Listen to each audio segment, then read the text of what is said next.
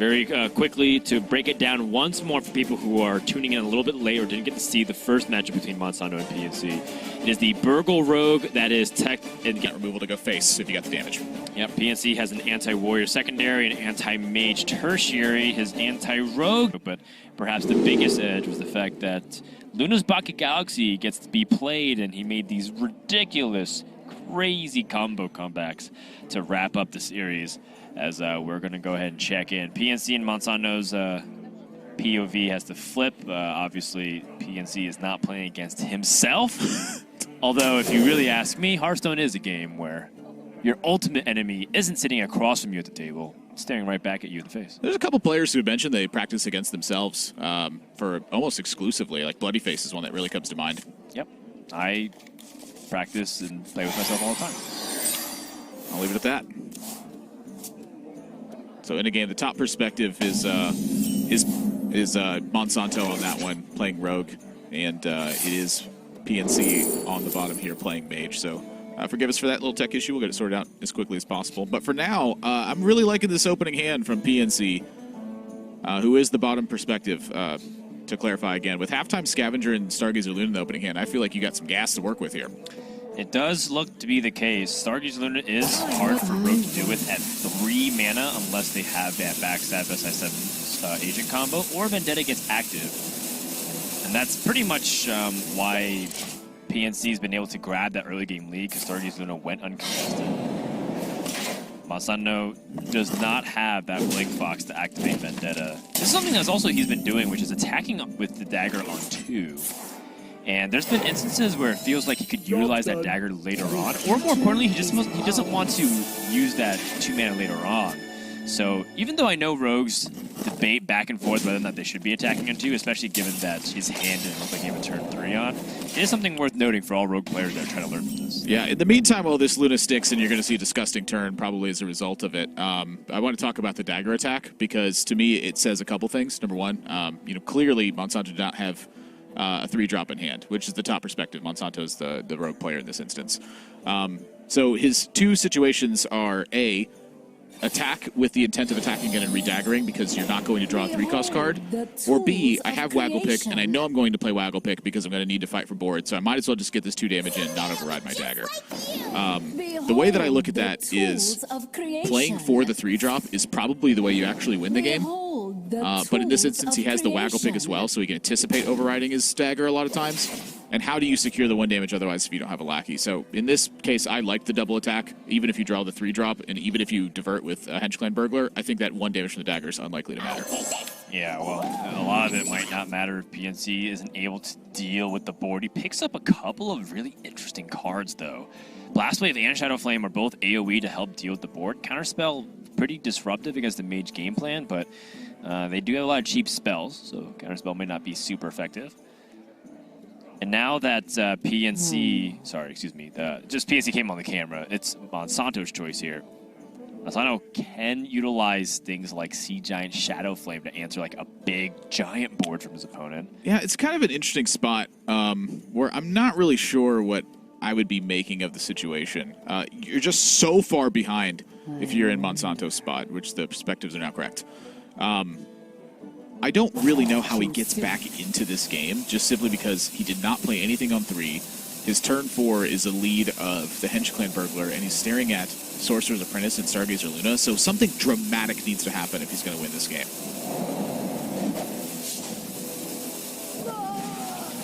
So poke with a dagger, and then the intent, I believe, is poke again and Blast Wave. And so if PNC can capitalize on this turn, that's the key. Yep. And how does PNC utilize this turn? He has the Sorcerer's Apprentice to live. He has the Mana Cyclone in hand. Yeah, Ray of Frost is a very powerful card. You don't necessarily want to just exchange it for free spells. Because the Mana Cyclone's on the right side. So I was very interested in playing that because the Luna's obviously gone at this point. But then how do you capitalize best? You think about the cards you're missing. No Conjurer's Calling, so Halftime Scavenger looks a little bit weaker. No Giants in hand. No Luna's Pocket Galaxy. I don't mind using Ray of Frost. For me, for the front halves. Yeah, for me, just the start for Monsanto is so slow that I feel like it's okay to generate for a Mana Cyclone. If his start would have been a bit more normal, I think this would have been more of a forced play situation. Because you're usually looking to use Ray of Frost to like stall out an Edwin or stall out a Giant to make a push. I mean, he's making these big Giants. Making the big boards for the Sea Giant to come down very easily. Wow. He finds 2 Frost Novas from that? So one of those Frost Novas, I believe, was already in hand, but he found a Flame Strike and a Power Creation, and he drew 2 Giants from the Arcane Intellect. Yeah, you're right. And that's insane. Like, the Blast Wave here was, I think, a great take from Monsanto and some strong foresight. But PNC's reload was just insane off the Mana Cyclone. Like, if you're going to exchange for those spells, by all means, rip those Ray of Frosts.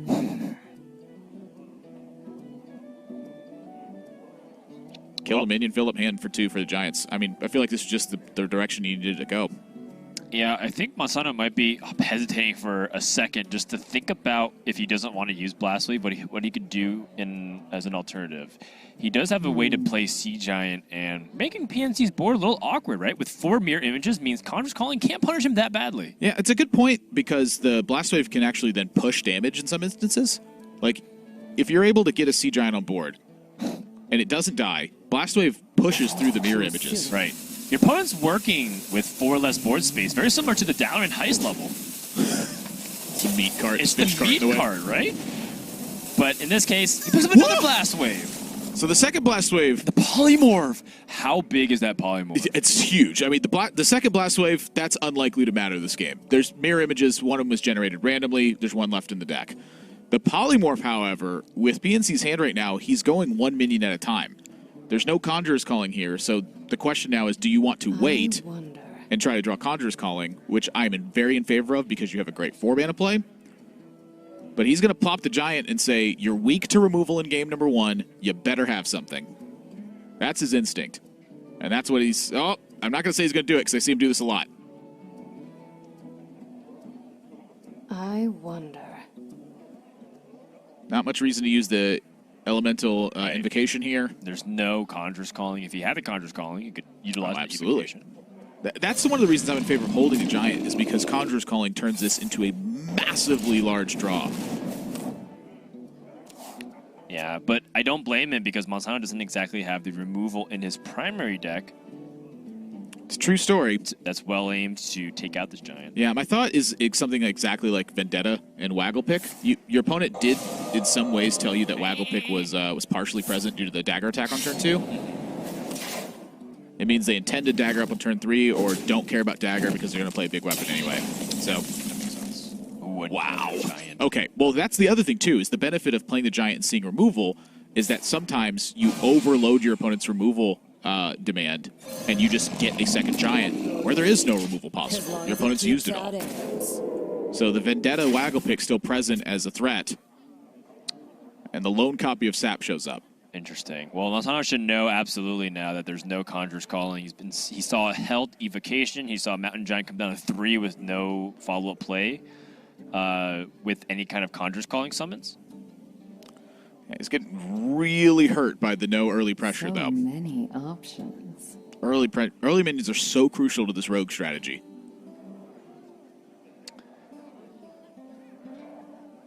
Well, it seems like he might have to pivot to the point where he just plays value and tries to grind out the mage. I don't know if that ends up becoming the case, though.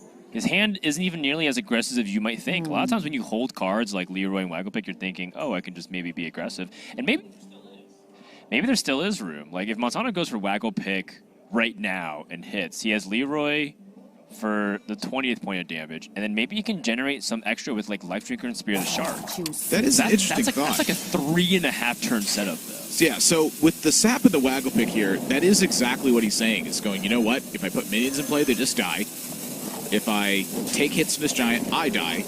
I have Leroy, I have Wagglepick. I'm going to play for Shadow Step draws, and I'm going to play for enough damage that I can land Spear to the Shark, Life Drinker, and have that be the final push. And so PNC, I think, is very interested in pushing back as hard as possible in the face of that. Also, when he plays minions, Halftime Scavenger gains armor, so he has to be careful not to get some situation like that. He has to fill up the opposing board and just make sure his minions are clear or make sure it's Spear the Shark and Stealth. 16 power, or 50, yeah, 16 power being represented because of the banana and hero power, which means Monsanto would die to a Frostbolt. Yeah, I would surmise that Monsanto, if he ever plays around anything, it would be solely limited to a Ziliak's turn. But even in that case.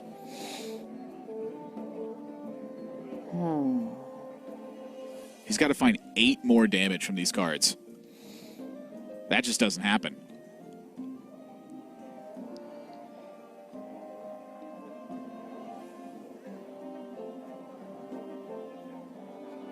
So if you spear the shark in Life Drinker and return the Life Drinker with the Waggle Pick, is that enough?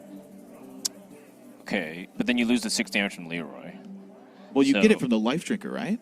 Right, I'm saying you don't get the additional burst from the Leroy, because the idea is that you use Leroy and then Spear the Shark, Life Drinker to make up the difference. So you would need 2 damage in that instance? You get 6 from the Leroy, 6 from the Life Drinker, 4 from the Waggle Pick, 3, so it's 19 damage. You need 5 more damage. Oh, you know what the play is here? So you Life Drinker, you swing face, right? So that deals 6 damage, you restore the health. So now you're out of the range of like a random Frostbolt or something. You have to return Life Drinker here, which he gets. So now he needs to draw Shadow Step. Is that going to be enough? He's still 1 mana off with Shadow Step. Yep, he still doesn't have enough. So he's still got to keep finding something crazy to happen here. Wait, no, the Shadow Step would be enough because he can play Life Drinker, Shadow Step, Life Drinker, Leroy. Oh, you're right, because you have the Life Drinker, because it's 6 damage. Wow. So for PNC here, it's about spotting that you need to Flame Strike the Spirit of the Shark to shut off that possibility.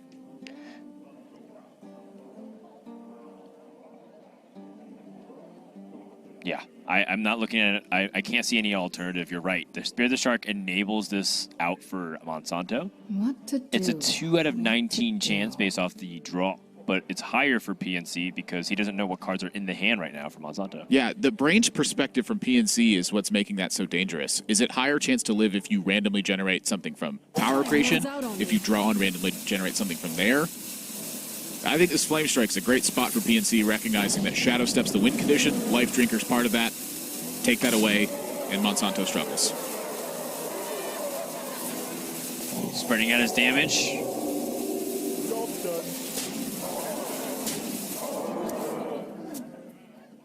Was that a Shadow Step? Oh my gosh! The Shadow Step was drawn. And So- now Monsanto's 1 mana off lethal. So he needs to live for another turn? Yes. Is that possible?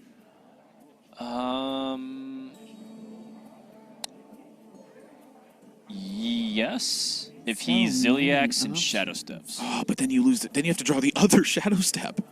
And your opponent gains 3 armor from the Halftime Scavenger.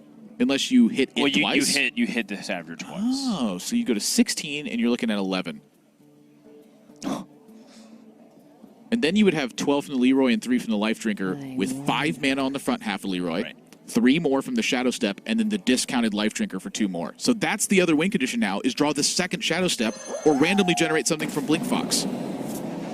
It's another Blast Wave! That's not enough. You silly. Curse you, Blast Wave. It's just not enough. You can try Shadow Step for another Blink Fox to see maybe pick up Walk the Plank. Unity, precision, perfection. All right.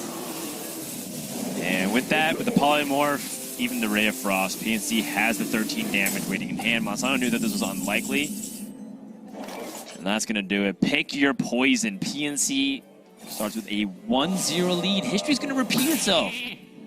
Previously, on the Europe playoffs for Grandmasters, we had the players from the initial match, Psycho. Equals causation. That's the one. Well, your first statement is also very much technically correct. Yeah. Causation does equal causation. That one's... But that's not what they say. And I'm definitely not being facetious. And this is for everything. This is their whole Grandmaster season boiling down now. For Monsanto, these next 2 games for PNC, it could just be this one. You win, you stay in. You don't, you got to wait till Season 2. At the very least, if you even get a chance in Season 2. Yeah, that's right. You make it through your region. 1 player per region per season is going to make it through that global finals at BlizzCon.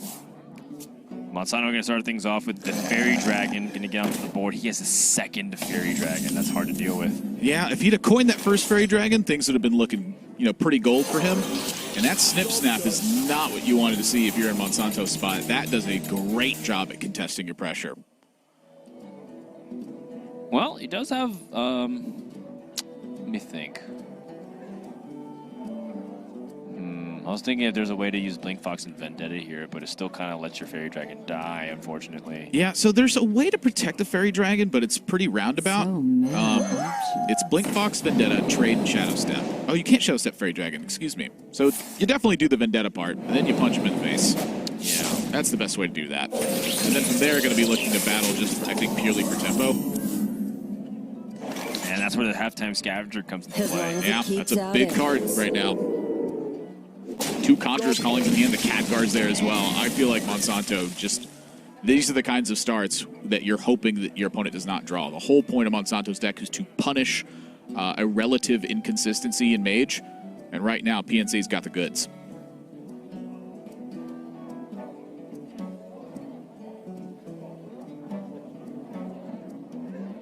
So many Monsanto doesn't really options. have much to do in this position to contest that 3-5, so instead maybe just develops big onto the board as best as he can.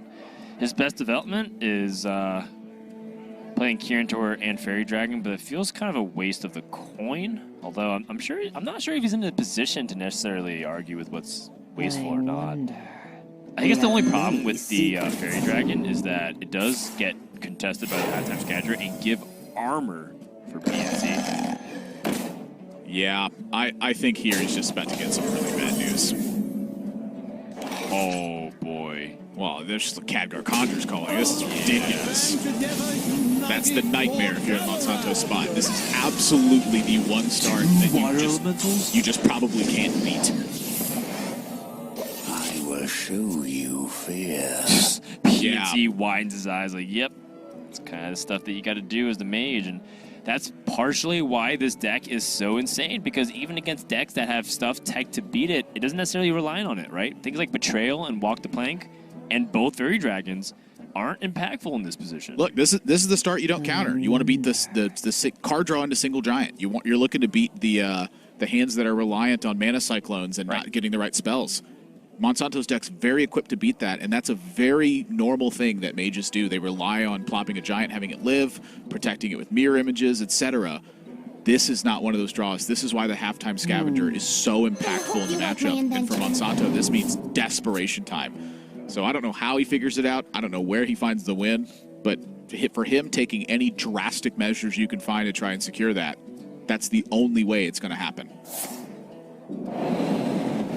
Shadow Step on the Novice Engineer finds Druid Van Cleave. You can make a big Van Cleave. That's it. Vendetta comes into the hand. SI7 agent fighting for tempo and push damage. But the minion count is so high that PNC is going to be able to play this virtually free Sea Giant. And that's the thing, is he's even got follow-up to capitalize. Oh my gosh. Okay.